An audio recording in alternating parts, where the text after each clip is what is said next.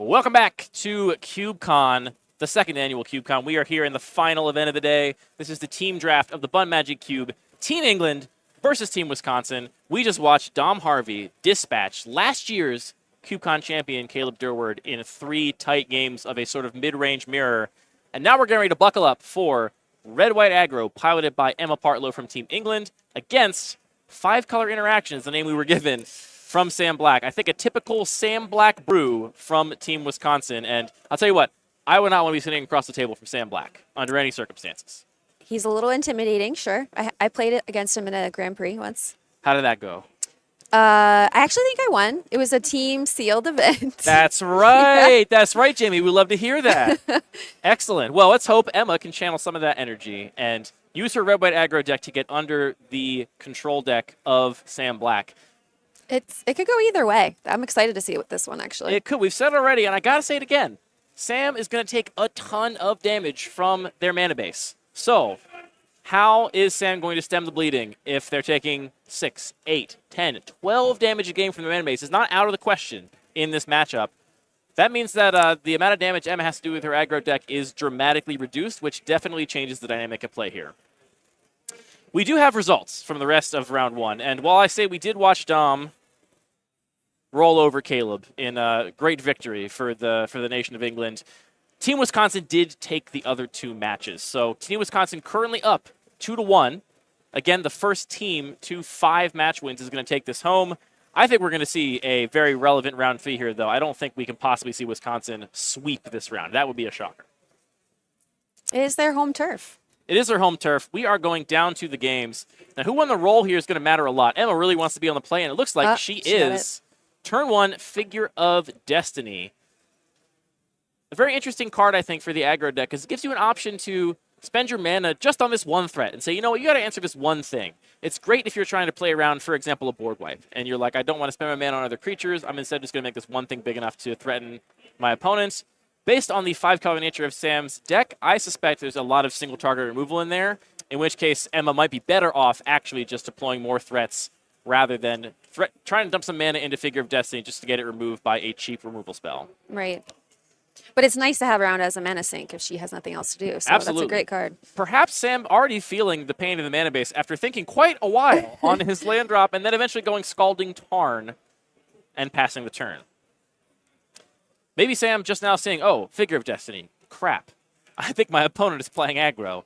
I need to be very, very intentional about how I sequence my land drops and my spells here to balance how much damage I'm taking off my mana base with what I'm taking from my opponent. This is something I've talked to players about before, because a lot of people think, okay, well, I'm playing against aggro. I just won't shock in any of my lands.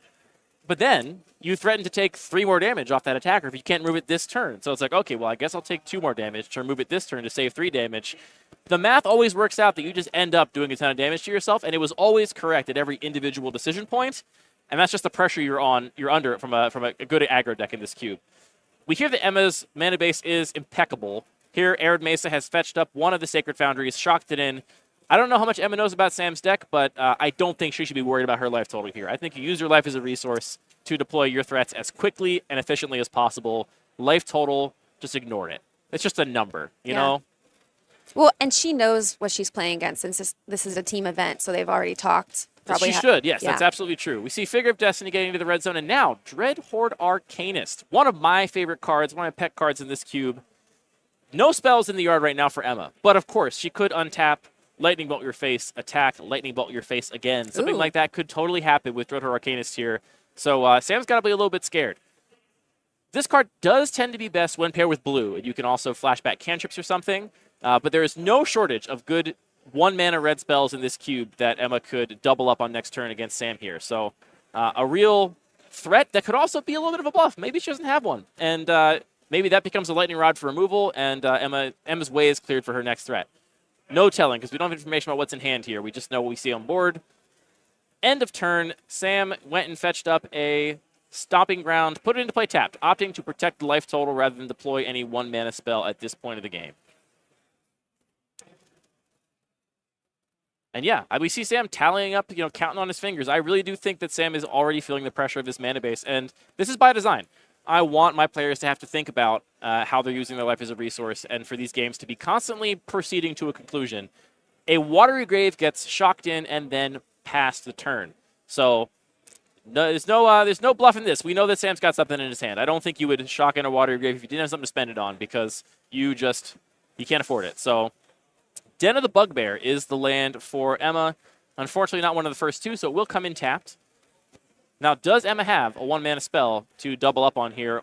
And if she does, is she willing to try and run it into open mana from Sam, or is she going to wait for a window where Sam is tapped out? Lots of decisions to make in the early turns of these games. Yeah. Emma already down to 3 cards in hand, and that's how aggro decks work. You know, you're putting all your cards in play. That's the goal. Sam still got a full grip over there. No spell. We just go right to combat and swing at you for 2. Ooh. Not the fastest clock out of the aggro deck, but what Emma is threatening is here we see, this is the, oh gosh, the name is escaping me. It's the red Gatekeeper, Cemetery Gatekeeper, that enters the battlefield, exiles a card from a graveyard, and then when a card of that type is cast or played, its controller is going to take 2 damage. So wow. A Punisher card. All right, now we see a repeal on that Figure of Destiny. Emma rewarded for not sinking mana into it, because it does not feel good to sink mana into your 1-drop only to have it repealed. Field of the Dead. This is definitely going to be one of the win conditions for Sam's deck here. If Sam can just simply get enough lands in play, they will start generating a win condition without having to play any other threats. It's pretty cool when your land also is your win condition and your end game. I love that card. It's so much fun. But I don't know if he's going to make it to that point in this game. We didn't. I'm curious as to what we saw Gatekeeper exile. I may have missed something here. I don't think anything was exiled with the Gatekeeper. It would be doing damage on land drops if you exiled a land with it. And that was the only choice Emma had at the time, was to take a land. Maybe she opted not to. It is in May, I believe. Oh yeah, I'm looking it up. No, it says whenever. Oh wait.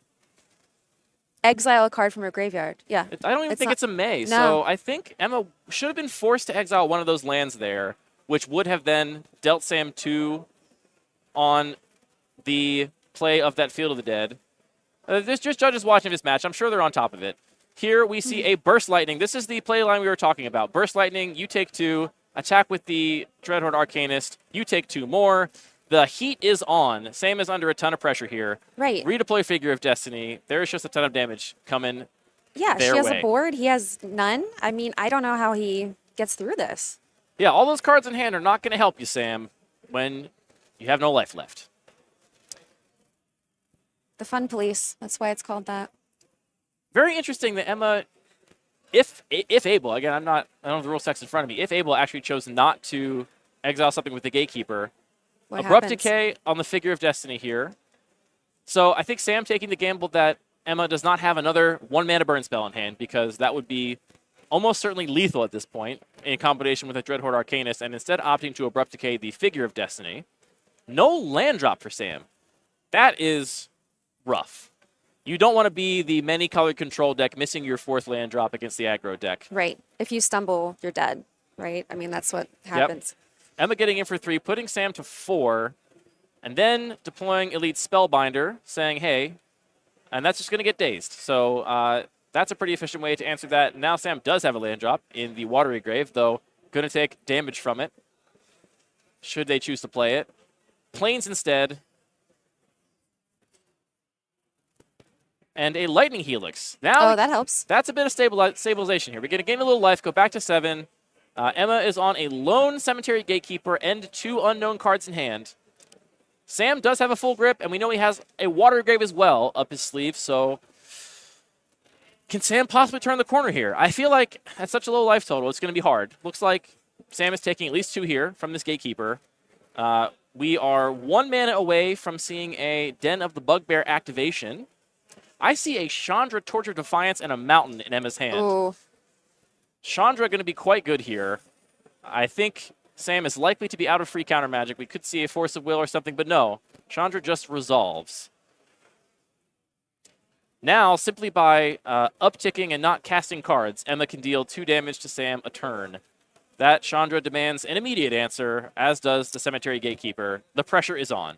Right, and the Den of the Bugbear, right? I mean, And then of the Bugbear. That's exactly right. We know the last card in hand is a mountain. Even if Sam does answer those other two things, you're just at the Den of the Bugbear next turn. Prismatic Ending. The first thing has been answered. step one. Now, this should just be game. Right. I don't think there's anything. We know that the Dismember is in Dom's deck. And that wouldn't even help at this point because you can't pay the life. I don't think there's anything that Sam could possibly have on one colorless mana that is going to save them from a Den of the Bugbear activation. Emma opting for an even safer route and just Arc Trail you. Let's go to game 2. The aggro deck absolutely cleaning up. We're going to analyze this match, but first, we're going to talk about one of our great sponsors here at CubeCon, and that is Card Conduit. Jamie, do you know the easiest way to sell your Magic cards? No. I'll give you a hint. We're doing an ad read for Card Conduit right Yes. this moment. Yes, I actually do. You just you can put them all in a box, send them unsorted. Unsorted. Yeah. You do no work. You just put all your cards in a box. They do that you send for them out. Look, I know if you're watching this stream, this is not a mass appeal event. I know if you're watching this stream, you have a box full of cards you are not using. You absolutely have a box Stop sitting calling somewhere. me out. That box full of cards is just potential energy wasting away in your home, taking up space. Turn that into more cards for your cube. Turn that into cash. Send them to Card Conduit, and they will just take care of all of it for you. They sort the cards. They find the best price from their wide selection of major retailers, and they take a small fee for doing all that work. Trust me, you don't want to do that work. Let someone else do it for you. Go to cardconduit.com to get started. All right. How's Sam going to ever win this match? Well, he's going to be on the play. That That's will going to help a lot. Yeah. And to be clear, it doesn't actually matter that Sam's on the play. It matters that Emma is not on the play. Right. That's what really matters. So Sam's going to get to play a tapped shock land, scot-free, not have to worry about anything, and then start answering things at perhaps a little slower pace. The Lightning Helix seems like a key card we saw out of Sam. Are there other lifelink cards in the cube? Or There life gain? are other ways to gain life. There's very little repeatable life gain, though. Okay. I do like my games to end, not drag on. So if a card's going to gain life, it's almost certainly going to be one shot, or you're going to have to really jump through some hoops to gain life repeatedly. So Lightning Helix can be good. That's going to be a good stabilizing play. But we saw Lightning Helix barely stemmed the bleeding right there. It was, Right. It just wasn't it bought a enough. little bit of time, but it didn't really help all that much. We did see Prismatic Ending out of Sam. We saw Abrupt Decay. It is, in fact, a suite of cheap removal spells. We saw that game that Sam could not afford the life to cast them on curve to save themselves. All right, we got 2 keeps, 2 fresh 7s. Sam starting off on a tapped Steam Vents, breathing a sigh of relief that they are not already under pressure from this deck. They get 1 turn of reprieve. Oops, I lied. Rabbit Battery coming into play with haste. Attack you for 1. Oops, just kidding. Putting Sam to 19. Rabbit Battery is a card that is also a little bit unassuming, but this also just has the text, for 1 red mana, anything else you play the rest of the Right. game could have haste. Oh, it's great. So this little creature get in there, do some damage. Maybe you equip it to something, reconfigure it onto something to protect you from a board wipe or something like that. And then just in the late game, it's really hard for Sam to start racing back. Let's say Sam's at a low life total and this Rabbit Battery's in play. Even if they've got blockers in play for all of Emma's current threats, they have to plan on what if there's a flyer that comes down and gets haste. What if there's a creature with trample that comes down and gets haste, or a creature Right. with an attack trigger that comes down and gets haste? What if there's a Dreadhorde Arcanist that comes down and gets haste and gets +1 power and flashes back that burn spell? It just causes a big headache in the late game. Sam playing an untapped Overgrown Tomb, taking the damage, passing the turn, back to Emma. One of those removal spells is probably up now, but you're unlikely to spend it, I don't think, on a 1/1 Rabbit Battery at this point. I did say it's a nightmare in the late game, but we're not in the late game yet. Right. I think at this point, you got to use your life total as a resource. Sam agrees, takes the damage, and maybe shopping around that removal for the next thing Emma plays. Which, in Emma's case, is going to be Karizev, Skyship Raider. Ragavan at home. And we see that repeal on the Rabbit Battery. Just a little tempo here. Save a little life. And Sam did wait till after combat, took the damage first to see if there was something else. I would suspect, if I were Emma, that Sam has other answers in their hand. Because if it was just repeal, your opponent's unlikely to play another 1-drop on turn 2. They're probably going to play a 2-drop at this Right. point, which you're not going to be able to repeal. So you probably want to save that life total and just repeal it before combat. Given that we saw it after combat, probably was choosing between a suite of possible answers and perhaps has an answer to this Karizev right now. But we're going to have to shock in a Hallowed Fountain with a Scalding Tarn to get there. We're already at 13. Wow. The clock is ticking. So we saw Lightning Helix last game. We saw Prismatic ending. And right now we are seeing 4/3 mana. Teferi, Time Raveler. Downtick that. Put that Carry Zev back in your hand. Draw a card. Even if this just dies to Rapid Battery next turn, which seems almost guaranteed, Sam is happy to just get to the late game. Send the bleeding. Just less damage, draw a card, keep my deck doing its thing, because as soon as we get to the point where these removal spells can start chewing away Emma's threats, I mean, Emma's an aggro deck. I mean, talk about playing off the top of your deck like Dom was last game. Emma's options for card selection in the late game are going to be extremely limited, likely, whereas Sam is going to have a deep reservoir to pull on. So, yeah, Sam here just playing 3 mana. I gain 3 life, and you waste 2 mana next turn, basically, is what that Teferi amounted to, and draw a card. It does a lot. Yeah, that's enough. Emma accidentally putting the Rapid Battery in the graveyard. That's okay. Teferi doesn't punch back. The bunny can just kick Teferi's butt and stick and play. Sunbaked Canyon for Emma here. That is the kind of card selection you do get as the aggro deck. You know, it gets a little late. You have too many lands. Just trade that one in. We see Carries every deployed. No surprises out of Emma this turn. Exactly what we expected, and exactly what Sam likely expected. Here we see a Miracled Terminus. Terminus, the card for turn off the top. And, you know, this is a 2-for-1. It's good, but, you know, it's not amazing. You know, we're taking care of 2 cheap threats, opting to Miracle that Terminus now, again, just to get to the late game. That was not a blowout. That was just kind of like an incremental, all right, well, I got a chance to do this for 1 mana. I might as well. Yeah. Misty Rainforest in play, fetching immediately. What is going to be the follow-up play for Sam here? Getting an island. One of the few basic lands in Sam's deck. Trying to get a count of the cards in Emma's hand. I think it might be 4. The things you do as a commentary, but the skills you try and get good at. Looks like 4 or 5? Maybe 5. Still plenty of gas in the tank over there. And then an Uro from Sam Black. That is one of the best cards in Sam's deck against Emma, no doubt. Oh, yeah. There is your repeatable life gain. And like I said, the graveyards fill up fast in this cube, and Sam, in fact, already has enough cards in the graveyard to escape Uro. And presuming that Bloodstained Mire can get green, will also have enough mana to do it next turn. And if Bloodstained Mire is essentially guaranteed to get green, because we saw the Misty Rainforest go get a basic island, which you would never do if you knew you had Uro in hand, unless your Bloodstained Mire could also get green. Mountain for Emma, taking a damage off a Sunbaked Canyon. Elite Spellbinder. Paulo Vita Domidarosa is here at CubeCon on a card. And now we get to see. We get a little peek here. We got Watery Grave. We got Electrolyze. We got Emma Savin's Reclamation. Savin's Reclamation, really interesting on Teferi there. Just another copy of Teferi in Sam's hand. And a Path to Exile is the last card.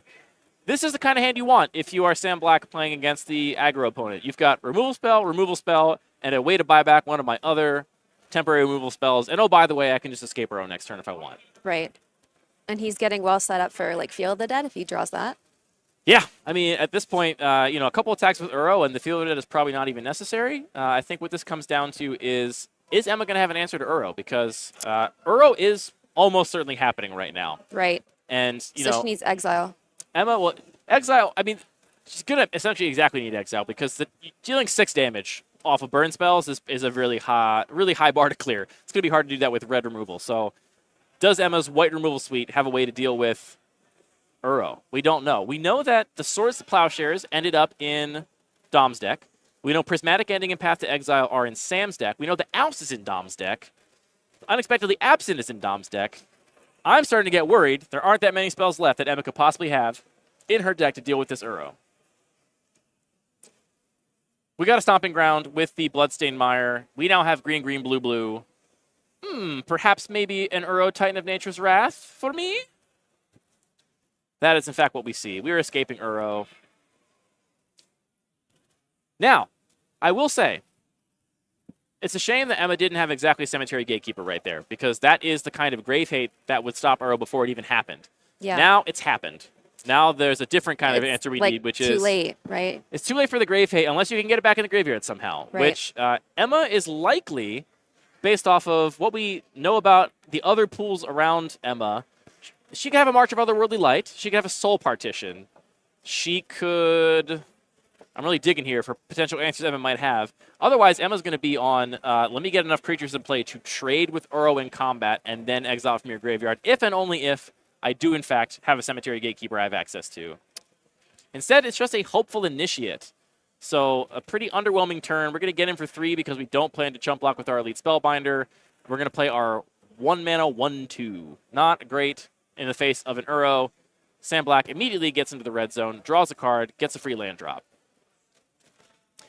The Electrolyze, for those that don't know at home, that is revealed and turned sideways just to indicate that it is taxed by that Elite Spellbinder. So that card is in exile, and Sam is allowed to cast it, but has to pay 2 more to do so. So that's a 5-mana Electrolyze right now, not a 3-mana Electrolyze. That makes a big difference. It certainly does, yeah. 2 mana is a big tax when the margins are as tight as this. Now, the one thing that makes me think that Emma might have something up her sleeve is that we did not see her cycle through that Sunbaked Canyon last turn. If I'm the aggro deck and I have nothing to do with 4 mana, I'm for sure getting rid of my Sunbaked Canyon to see if I draw something. Yeah. This might indicate that Emma does, in fact, have instant speed interaction. Leovold, Emissary of Trest, coming down from Sam Black.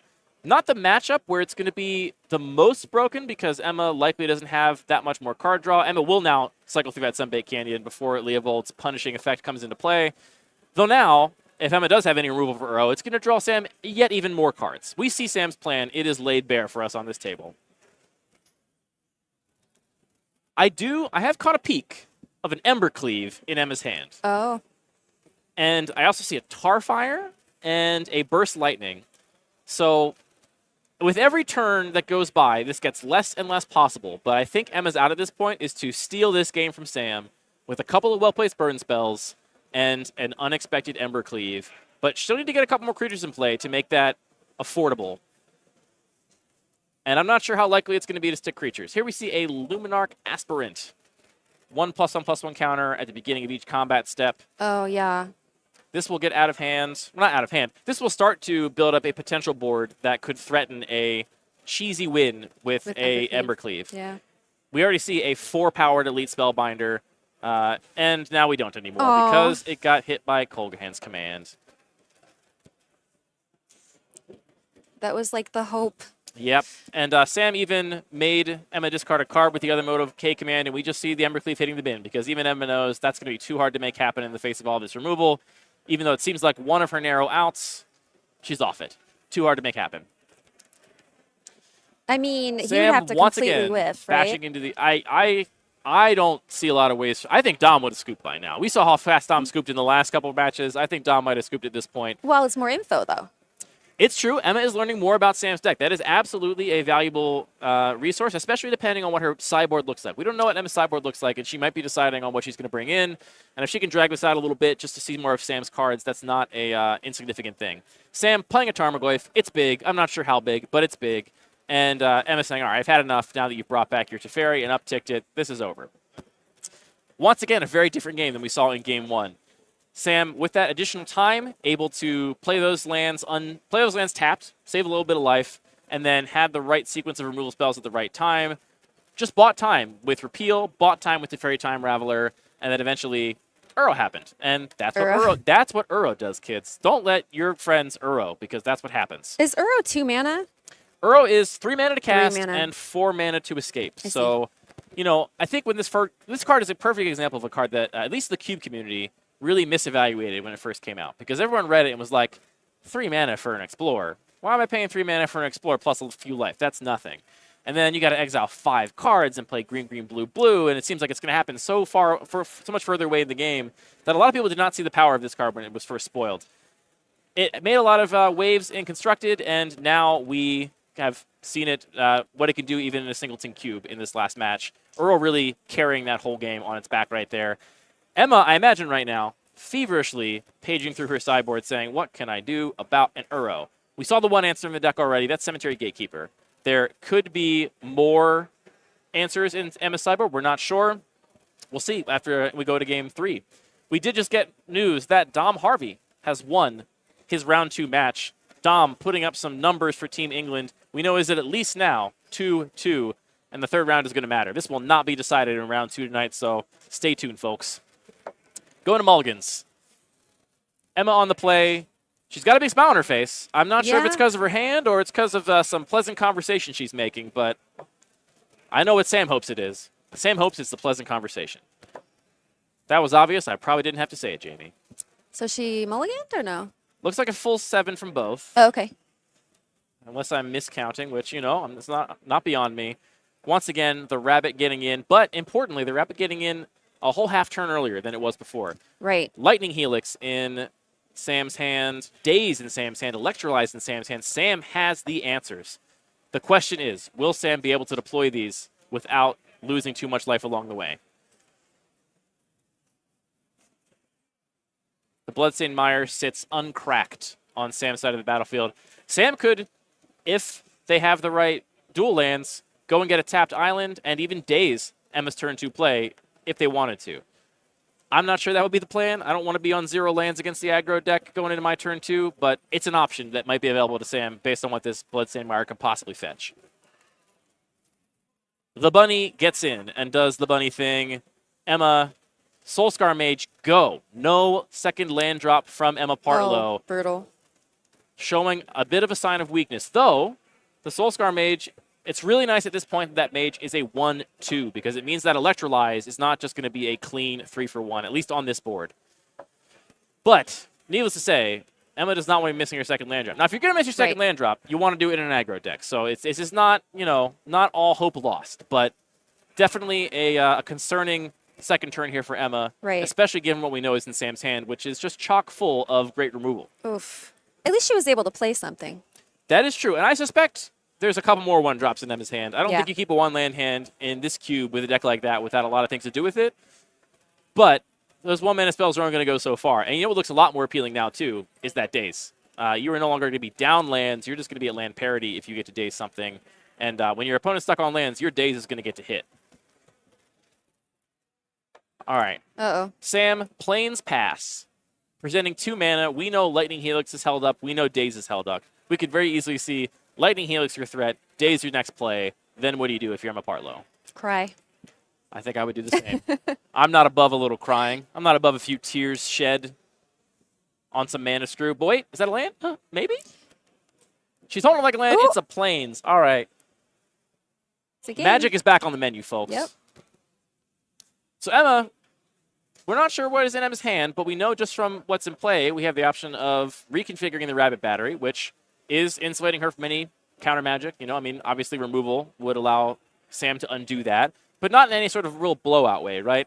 If Sam removes the Soulscar Mage in response to reconfigure, Emma just gets to keep the Rabbit Battery. It's not, a huge blowout the same way an Aura might be.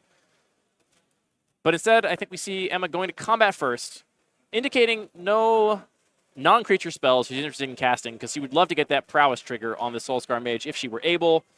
So we can expect the follow-up here to be a creature, and Sam is probably also thinking the same thing. Sam knows I've got a Lightning Helix for that creature if I want, or I can even Lightning Helix this creature and daze that next creature if it's a 2-drop. Sam, a lot of options available to them. And thinking about what they're going to do on this attack. Well, yeah, do you take the damage, or do you wait for the next creature? Oh, boy. If it's me, I'm still using my life total as a resource at this point, but I also don't know the whole contents of Sam's hand. Cemetery Gatekeeper coming down. Emma trying to come down. I think we're going to see this Daze, and we are. Just a hard cast Daze. Sam in no rush to use their answers. They know that their life total is under pressure, but they also know that it's a resource available to them. They want to force Emma to reveal their strategy, reveal their cards, so that they can shop around that Lightning Helix wherever they want to use it, and hopefully get max value out of that Electrolyze. Though we see a Temple Garden tapped here out of Sam, indicating they might not have the additional blue or red in combination with that Steam Vents to actually cast that Electrolyze. Gatekeeper would have been big. If that Gatekeeper sticks around, 2 damage off every land drop, in addition to the damage from fetching, in addition to the damage from shocking, very, very quickly turns.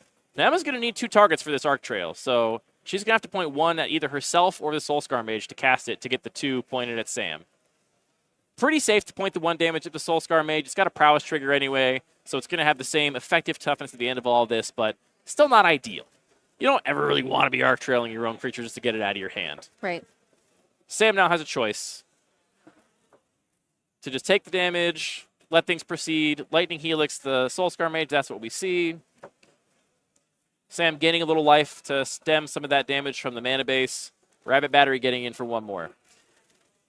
Sam has answers this game. The threats from Emma have not been as imposing as they have been in past games. We've seen a couple things answered, but they were deployed a little slow. We missed our land drop on turn 2. That little stumble could really matter in a matchup like this. Definitely.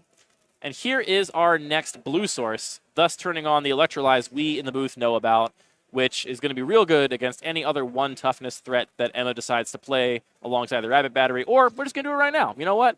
Don't even bother playing another threat. I'll 1 to you, 1 to your bunny, and I will draw a card. Now, this game is getting away from Emma, but it is far from lost. There are lots and lots of ways this game can still turn around, and Emma's got a full grip still to play with, so this might go down to the wire. Karizev, Skyship Raider, into a mostly tapped out Sam Black. That spell is going to resolve. Karizev attacks for quite a lot. Attacking for 3 across 2 bodies on your 2-drop is hard to deal with. Sam just going to be wanting to answer that creature cleanly, if they can. Another fetch land from Sam, going down to 10, even with the 3 life gained off of the Lightning Helix this game. So, you know, effectively has been as low as 7 so far. We see a Consider from Sam, saying, I get to choose which cards I draw. Unlike you, you're stuck drawing whatever you draw. I get the power of choice here. We see a Stomping Ground, Surveil to the Yard, Consider goes to the bin. We see Opt on the top now, too. All these cheap cantrips are going to effectively dig Sam to the cards he wants, and then once they get them, it's going to be fuel for the Uro Escape Fire. Bottoming the card off Opt, so getting full value off of both of these 1-mana cantrips. Didn't see the card drawn there. Getting little tiny peeks here and there. Not sure what it was, though. We're going to have to find out along with Emma. Getting done tap with this Karizev, that's got to feel good if you're Emma. The question is, Wait, does he have an answer? Is there instant speed removal in Sam's hand? And I think it's pretty likely, especially after resolving 2 separate cantrips with selection.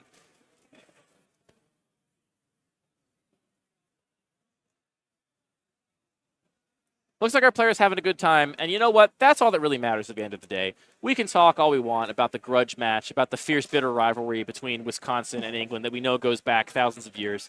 But ultimately, all that really matters is that we have fun playing some Magic with our friends, and oops, my carries have got eliminated. Elite Spellbinder. This is definitely one of the bigger thorns in Sam's side. Spellbinder. All right, we get to see some cards here. We got Fractured Identity. We've got Repeal. We've got Savin's Reclamation, and the last card is something.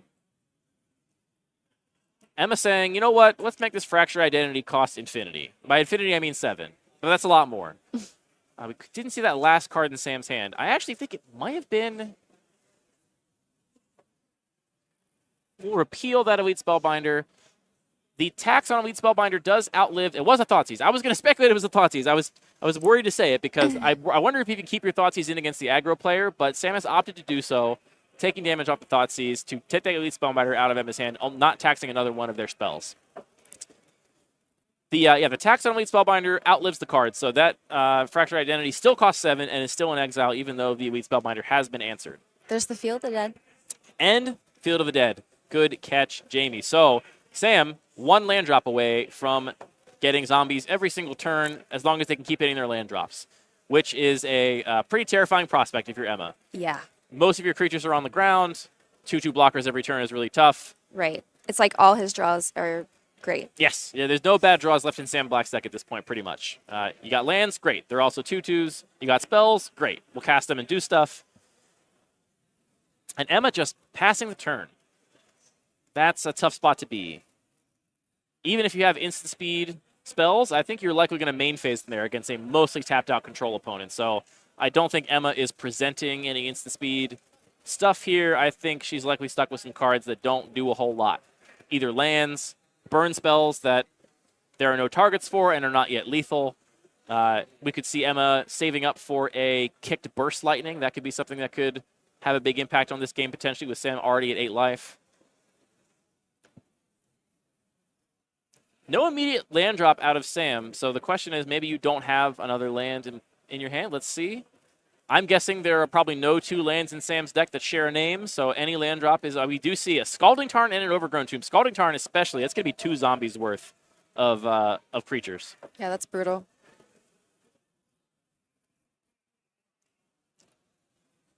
So how do you beat an active Field of the Dead as the red-white aggro player? I think the answer is you've done your work. Yeah. You've gotten Sam to 8. You need to top deck some Burn. You got to top deck some Flyers.